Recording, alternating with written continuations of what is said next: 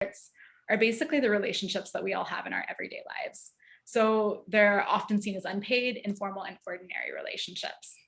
That might be with a neighbor, a friend, in normal non-COVID times, someone in a local cafe, a family member, a housemate, teacher, mentor, etc., someone in your faith community. And there are a few different ways we can kind of break down and think about those informal relationships. So the first is like that we all have relationships that are foundational. So those that are closest to our heart. So those can be immediate family or relationships that emerge throughout our lives, like intimate relationships or relationships with children.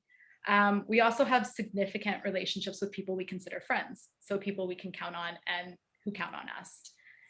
Another way to think about it is that we also have relationships with people who share an interest or a hobby. This could be in your neighborhood, like one of your neighbors, the community garden. It could be at a workplace. It could be in a faith community. These are people who we are generally involved with due to our participation in some sort of activity, club, workplace, neighborhood.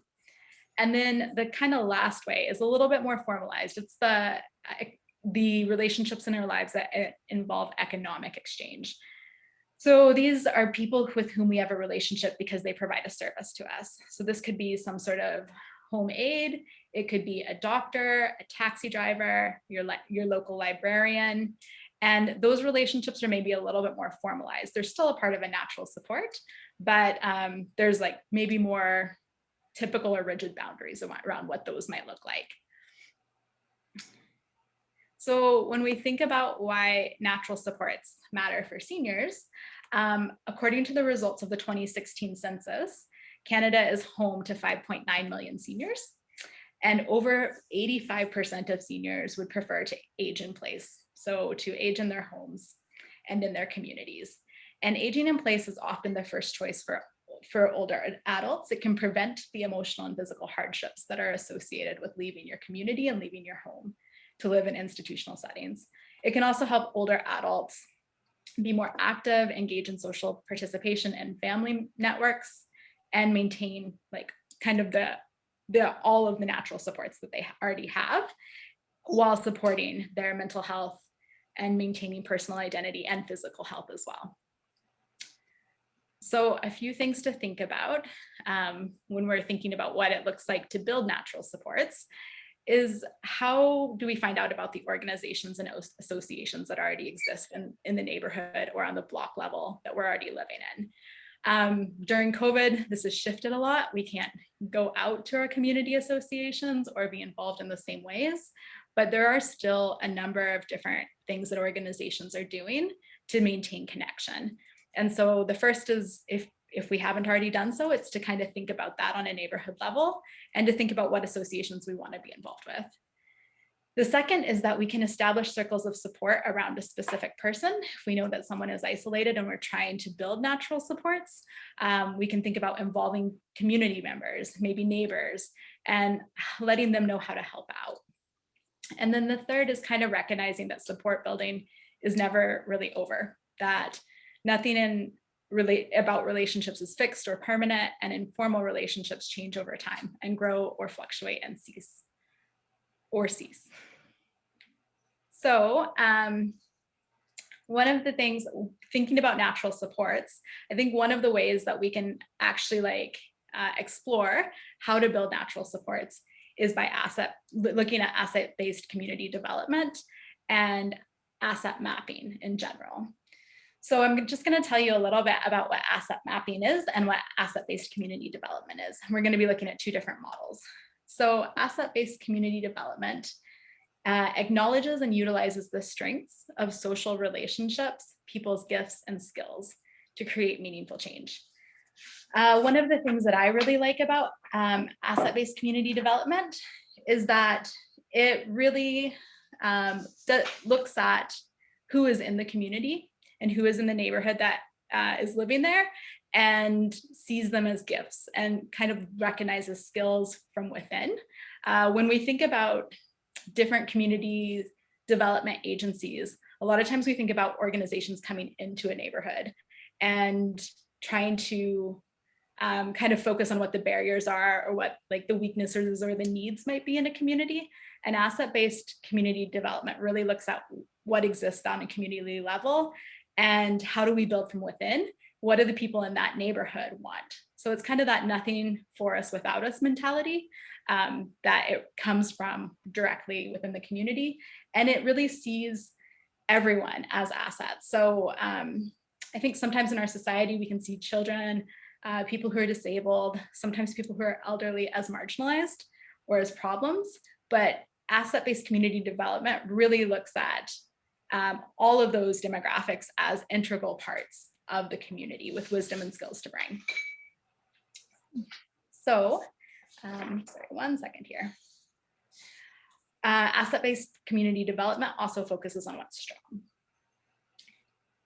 So by using our gifts and the gifts that our fellow community members have to offer, we can focus on the collective strengths of the community, and we can actively engage members of our community to contribute to projects that are by community and for community. So one model of asset mapping is to look at the head, heart, hands model. And that really starts with the individual. So it starts with thinking about what are the gifts of the heart, what are the passions and interests, what do you care deeply about, what motivates you, and what are the gifts of the head? What do you know about? What specific area of expertise do you have? And then the gifts of the hands. What are you able to do? What are you able to make? And I think this is an interesting way to think about starting with ourselves and starting with what we have to give back to the community, and then thinking about like, what are the assets that the other seniors that you know in your community, what do they have as far as like their gifts of their head, heart, and hands? So I wanted to do a little bit of a breakout group together. So I'm going to split us up into 2 groups, and I'm going to ask you to think about each of these things. What are the gifts of your head? What are the gifts of your hands? And what are the gifts of your heart? And I'm going to just pull up and put into the chat box. Let me just see here. Okay, has anyone used Jamboard before on here? Okay, so we're gonna try this, and if it doesn't work, then I'm just gonna invite you just to have a conversation in your group. So I'm gonna give you a link in a second, and you're gonna be able to go to something that looks like this.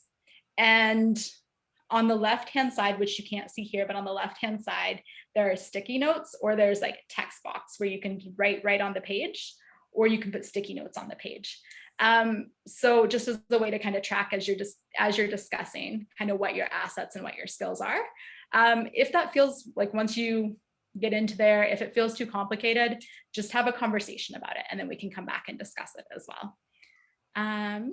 So let me just pull that up and I'll put it in the chat. Nope.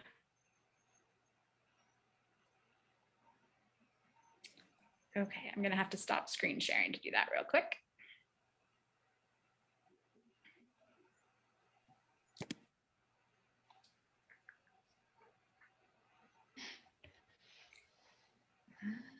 Okay.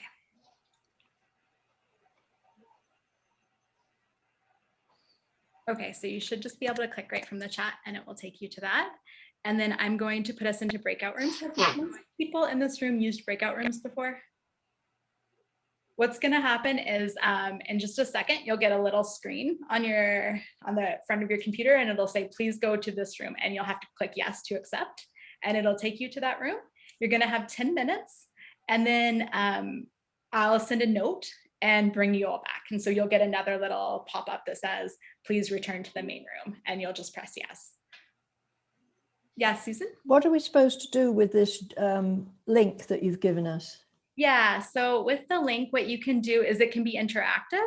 So you can actually write on, like once you click on the link, it'll take you to Jamboard, and it'll let you in, and you can write on the page. In the left-hand side here, you'll see a pen. So you can click on that and then draw, or you can go down to text box and write like notes about what your assets are. So starting with like your gifts of your head, your knowledge, your gifts of your hand, your skills, and then your passions and interests. If that I don't know if that feels cumbersome or not helpful, just have a conversation about it instead, about what So that. it will work even if we're in a breakout room. We can still see each Yeah, other and that screen. Oh, yeah. So yeah, it should work. So you might have to go back and forth from that screen to like the screen where you're all talking, but you should still be able to hear each other. So if that is complicated, feel free to just like stick with each other and just talk. okay. Thank you. Yeah, no worries. Any other questions? Okay. So I'm going to put 2. All right.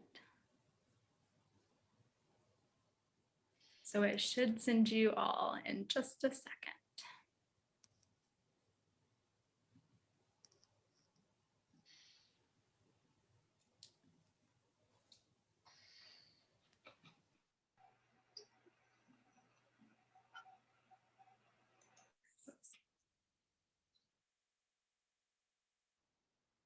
Okay. Okay, and now I have to remember 10 minutes to bring people back.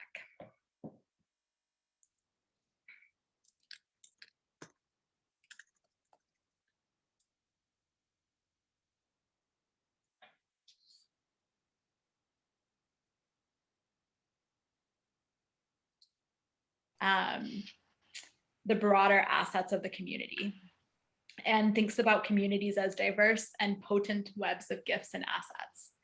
So each is inherently unique.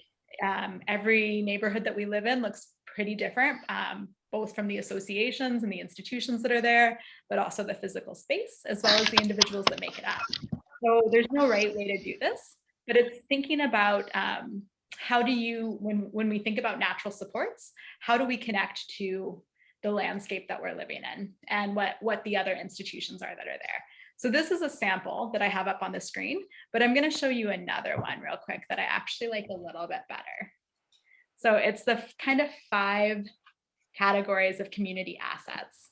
And they're identified by individuals. So the people, some of the exercise that we just did would kind of fit within that, who are thinking about who are the people in your community.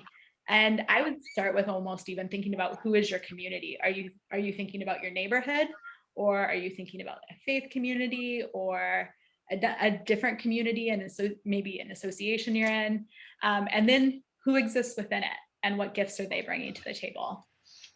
Then the second is associations. So the small informal groups with a common interest. So that is where like the community and resident associations fall into place. Faith groups, business associations, cultural groups, community gardens, book clubs. Then the third is institutions.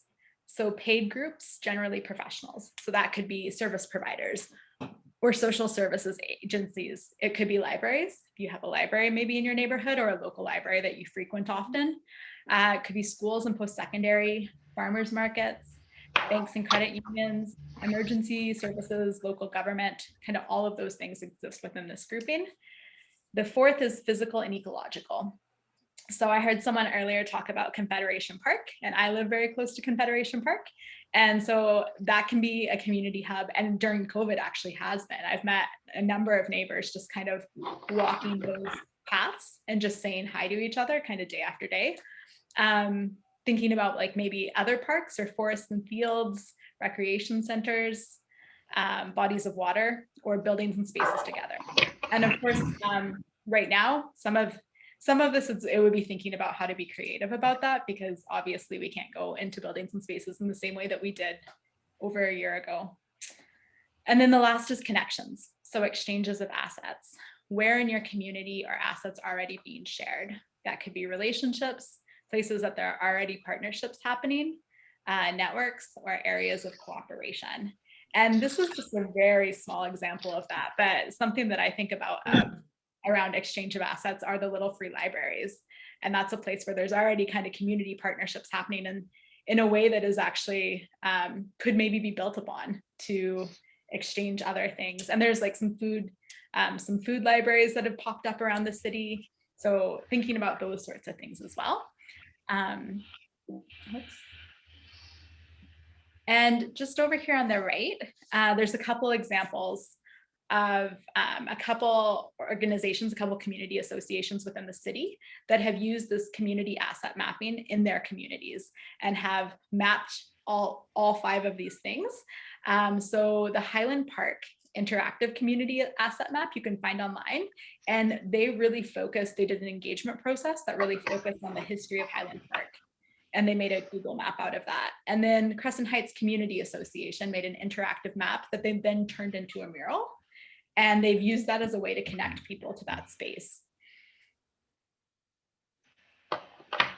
So I kind of just wanted to have a little bit of open this up for a little bit of a discussion just around how could these ways of community asset mapping and individual mapping connect us to how could we create and identify natural supports for seniors in our community using them, and how might we use community asset mapping to support seniors in our communities.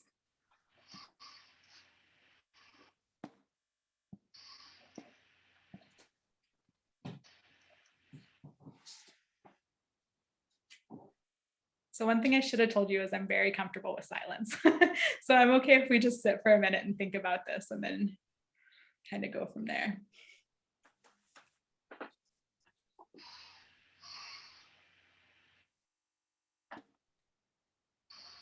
I'm just trying to make notes. That's my problem. Yeah, no worries.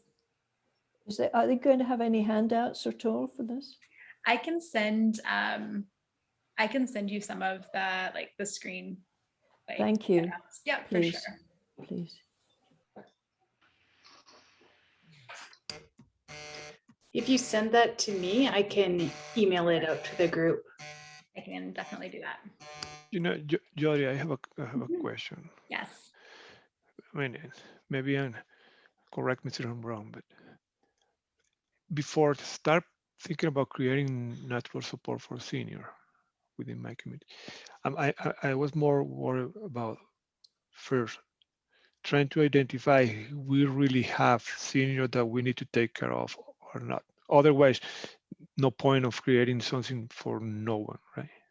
Absolutely. Well, and I think part of what you could do, Lorenzo, is especially during COVID, I think we all feel isolated on some level. And maybe that's a generalization, but certainly in the communities I've been chatting with, that's an overarching issue. So part of it might just be starting with community mapping, like thinking about what community you want to focus on, whether that's a faith community for you or where your neighbors walk or some other community, and then starting to identify who is in that community. Great, thank you. Mm-hmm.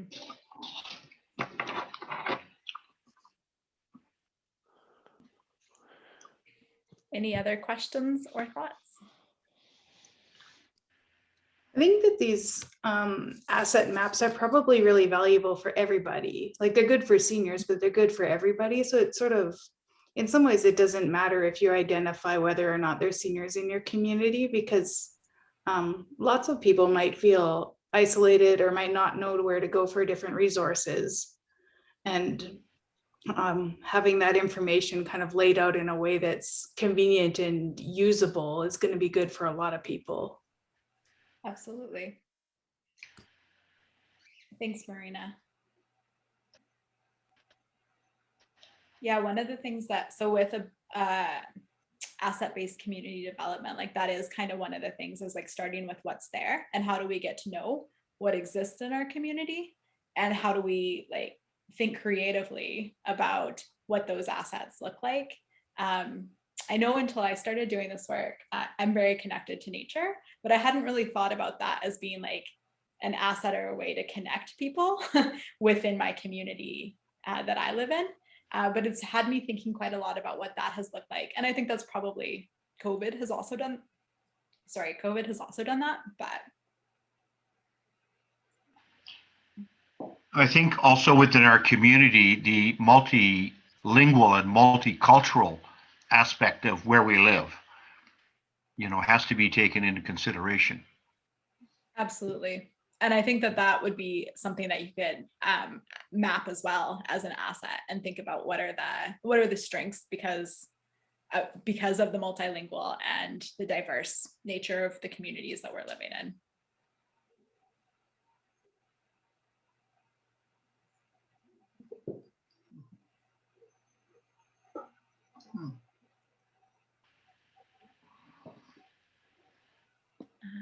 So any other questions, thoughts, comments? Well, the only thing that I seem to be thinking about is how I envision identifying and creating natural supports. Well, basically, you have to go where the seniors are, and kind of talk to them about what they feel they're needing at that point in time, and that would mean maybe going to, you know, some of the hospices that are in your community, or maybe, you know, like you said, these other places that maybe you might find more seniors, and maybe, you know, ask them what kind of support they feel they would need, and see if we can make something happen that way. Yep, absolutely. I think that's a great point. And I think maybe something I didn't highlight clearly enough is, like, I think it all starts with relationship. So it all starts with knowing what assets you have, but then also building relationships with the people that you're trying to connect with, right? And asking those questions, and that coming out of relationship. Yeah. Oh.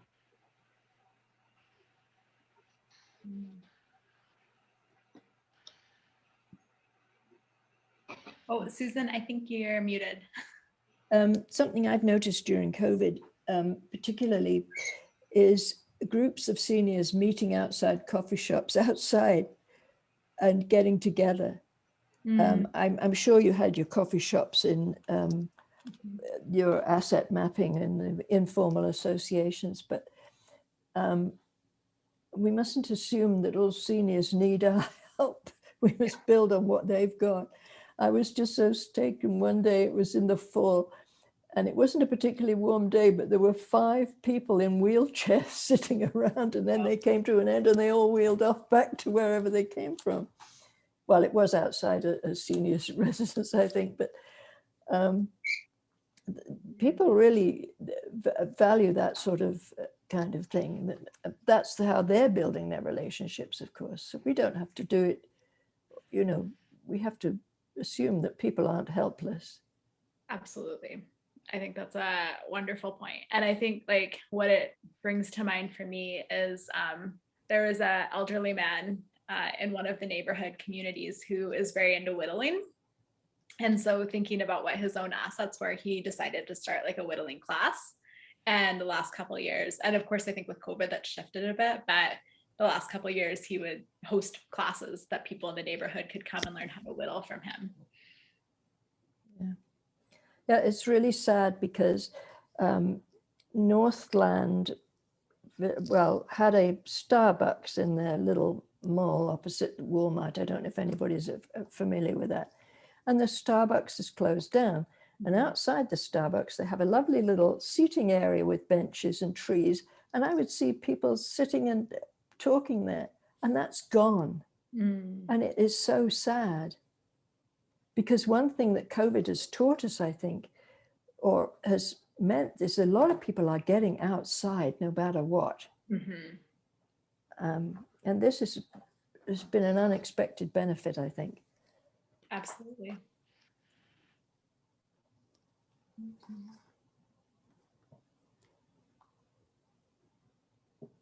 I wonder if there's, I live in the Southeast, and I have met grandparents, I'm a grandparent, came here, that don't have any English at all.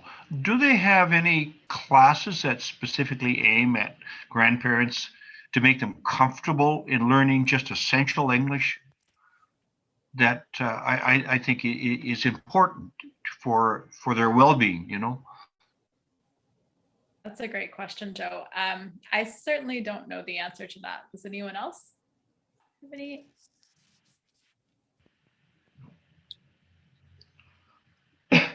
No, I know that there are some churches that do English as second language kind of programs, but of course those kind of things can't happen now. But if you do that diversity module, you have to be so sensitive of cultural differences. That brought that out very strongly, that, you know, it's not one size fits all. Mhm. It makes me wonder if maybe the Calgary Immigrants Association, that might be a place to check that, to Yeah. see if they have any, like what sort of resources they have for seniors. Yeah, that's a good idea. Thank you. Mhm.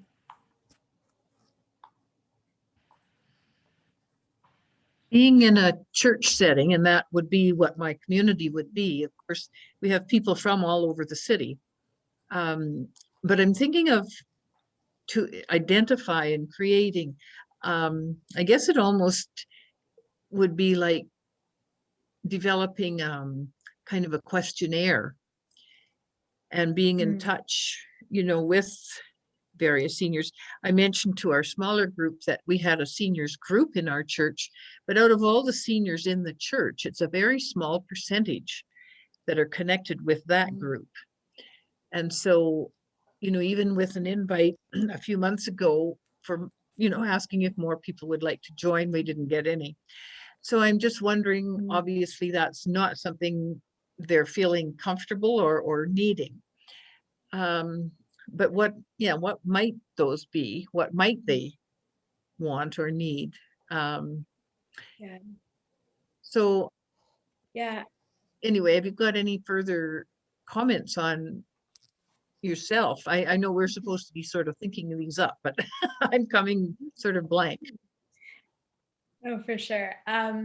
Well, what it immediately brings to mind for me is at the beginning of COVID, one of the faith communities I talked to in Airdrie had identified who the seniors were in their community. And they kind of recognized that like a lot of the seniors in their community weren't using Zoom. And so they started essentially a phone tree where they were like, they connected people with another person to have kind of coffee with every week and just have like a phone coffee. Because I do think one of the things, and I don't think this is unique to seniors, but I think sometimes we can be reticent to say what we need when we are feeling isolated or when we are struggling. And so I think that often comes out of conversation and relationship over time as well. So if there are ways where there are consistent opportunities to be connecting, I think that might help to ascertain what the needs are versus like maybe like a survey or something like that. But I'm open to like, do others have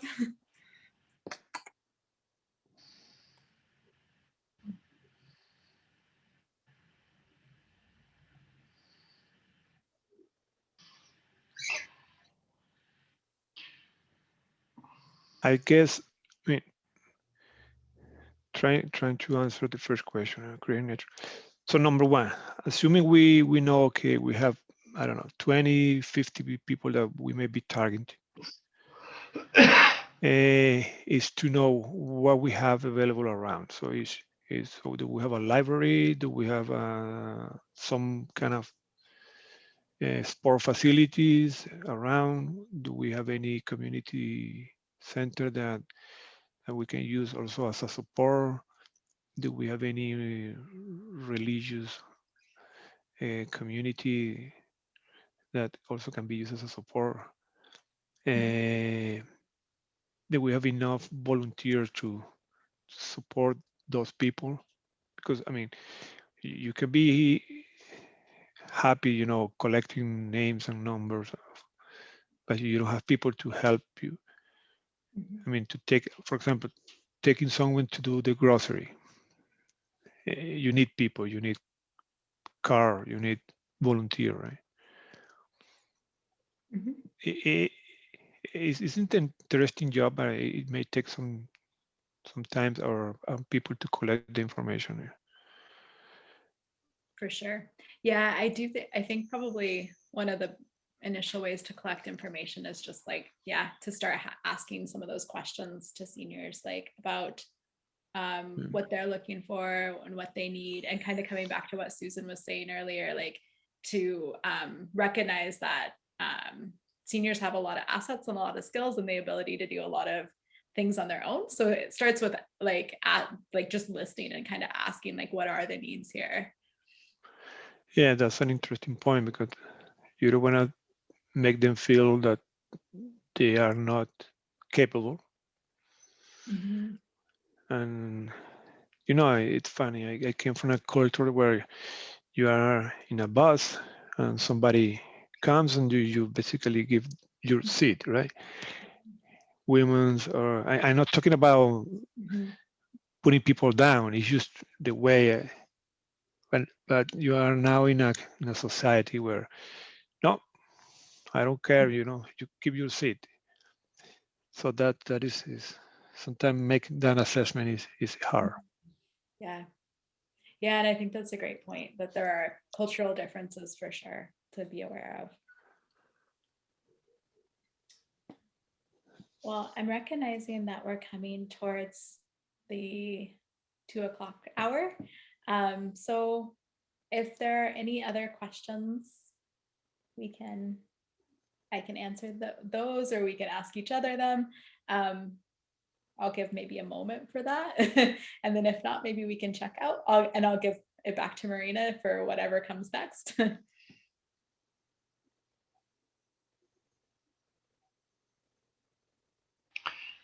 Jodi, thank you very much. One aspect that I have tried to do a little reading on is that having health professionals come to the seniors instead of the seniors going to the health professionals. Like doctors have said, it's very, very difficult to visit in the home because of the billing structures. Some parishes have a parish nurse. I don't know how common that is, but I've heard of it back east, you know. Mhm. But these are just a few questions. Yeah. I think that's a great point, Joe. One thing I would suggest you could look into if you're interested about that is the Alex Health Center. They actually have a health bus that goes out to different places. I'm not thinking, I don't know that they necessarily tend to go out to seniors. I think it's like marginalized community, but they might have some ideas on how something like that could be supported for seniors. And then the other thing around that, there is a group in Oak Ridge, in the Oak Ridge Community Seniors Association, I think is what it's called, that is trying to build a seniors hub. So it'd be like a seniors village that would have kind of all sorts of different resources within that community. And so they might have some ideas on how to do some of that as well. Good, good. What was the name of the first bus? What was it called? The Alex bus, was it? Yeah, it's called the Alex Community Health Bus. I'll throw that in the chat here. Okay. Yeah, good.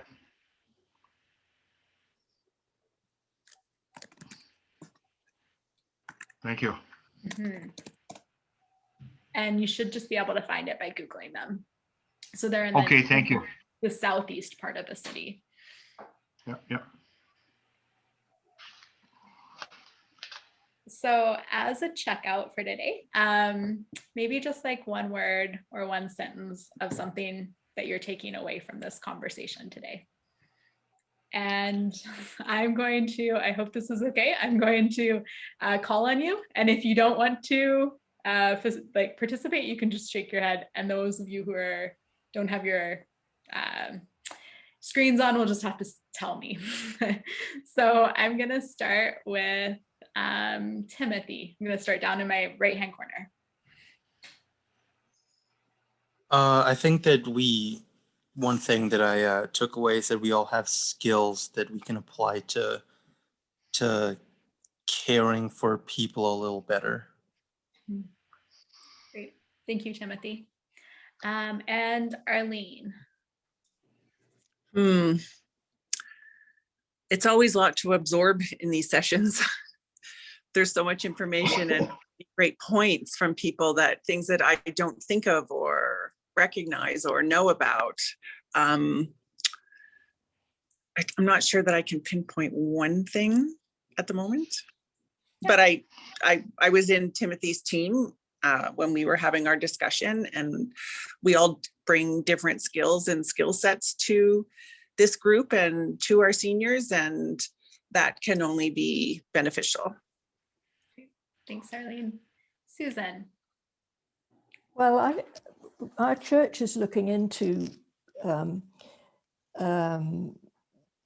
trying to find out what its place in the community might be. And so, because our priest is an active member of the Alliance, so for me, it's been very informative and given me lots of ideas, and I'm very grateful, and I shall look forward to the handouts.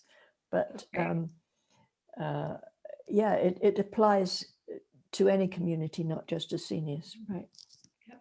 Thank you, Susan. Lorenzo. Wait, did I call? No, I didn't call any yet. No, Sorry. I'm here.